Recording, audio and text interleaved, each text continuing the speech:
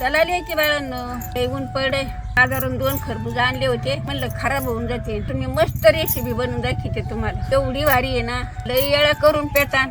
आजी पेईन तुम्ही पेताना थंड गारात पोटात होईल. आता या पालेकी बाई कसं मस्त गोल पाकी मी खरबूज कापून घेतलंय. आता या बाई याच्यातल्या बिया काढून घ्यायच्या अशा.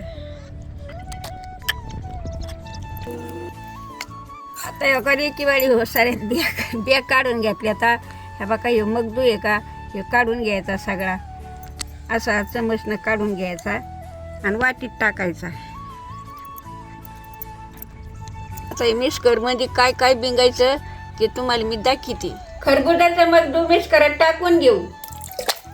पावशेर खरबूज आहेत हे, तर 100 ग्राम साखर टाकायची.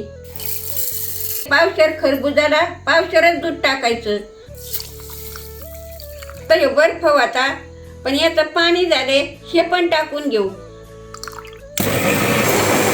टिकून घेतला आता टाकून घ्यायचं.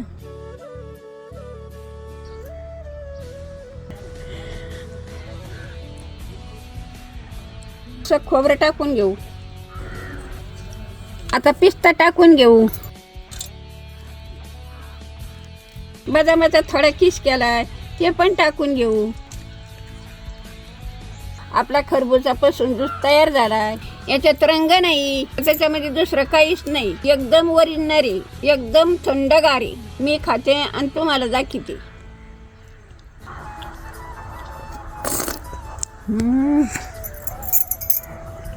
लई थंडगार. असाच घरची घरी बनवा, तुम्ही पण प्या. आजीला कमेंट करून सांगा कसं झाला. उद्याच्या शेडेवर आजीला भेटायला या.